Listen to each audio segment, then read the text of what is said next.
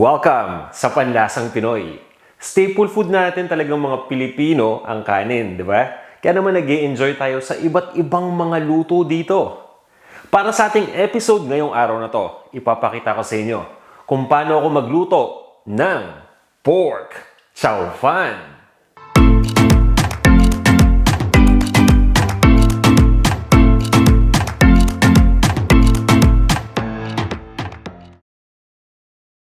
Ito yung mga ingredients na gagamitin natin. Kung handa na kayo at ready na rin yung mga sangkap na yan, o tara na, sabayan nyo na ako magluto. Una ko munang niluluto yung itlog. Nagpapainit lang ako ng mantika dito sa isang wok. At ikakrak ko lang itong 2 pirasong itlog. Binabati ko lang muna to.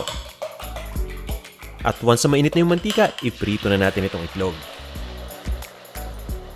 Regular na pagprito lang itong ginagawa ko ha. Pag naluto na yung nasa ilalim, baliktarin lang natin kaagad. At once na maluto na ng tuluyan yung itlog, tatanggalin ko lang yan dito sa wok. Mamaya natin yan ilalagay, pero bago natin ilagay, i-chop ko muna yan. Nagdagdag lang ako ng konting mantika pa dito sa wok. At pinapainit ko na rin. So habang pinapainit yung mantika, pine-prepare ko muna itong sibuyas. China-chop ko lang ito.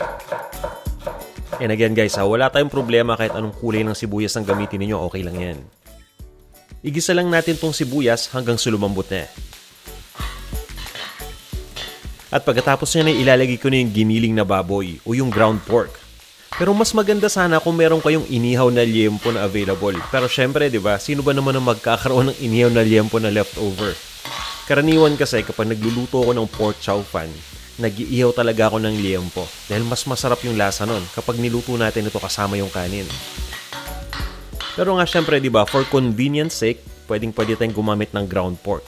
Ito ang dahilan kung bakit ito yung ginagamit ko para sa recipe natin. Ginigisa ko lang to hanggang sa maluto na ng tuluyan. So mga 2 minuto ng pag-isa para talagang sigurado tayo. At magbubuhos na rin ako dito ng toyo. Naglalagay din ako ng sesame oil.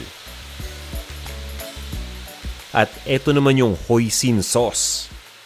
Yan yung nagpapalasa dito sa ating niluluto na chow fan. Para dun sa mga walang available na hoisin sauce, pwede kayong gumamit ng oyster sauce. At kung wala pa ring oyster sauce, okay lang yan. Basta may toyo lang kayo at sesame oil, okay na rin. Kung wala pa rin kayong sesame oil, okay lang, kahit toyo na lang ang gamitin natin. Basta importante, magkalasa itong ating niluluto. Haluin lang muna natin to. Itutuloy ko ang pagluto ng mga 30 seconds. At ilalagay ko na yung carrot. Ito'y chinop ko lang. At isunod na natin dito yung kaning lamig.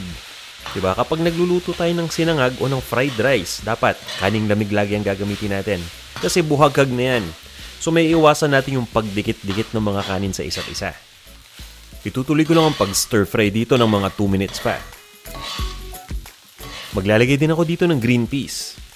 Pinakamaganda ko ang gagamitin ninyo yung frozen kumpara sa delata. Dahil yung delata madali nang madurog yun.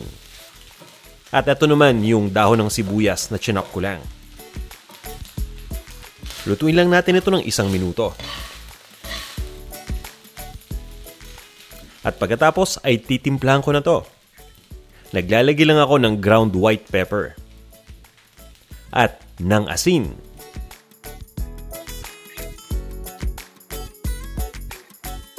At syempre, huwag natin kakalimutan yung naprito na natin na itlog kanina.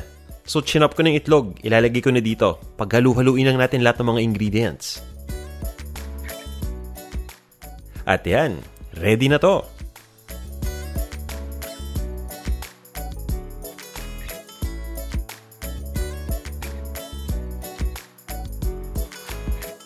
Ito na ang ating pork chow fan.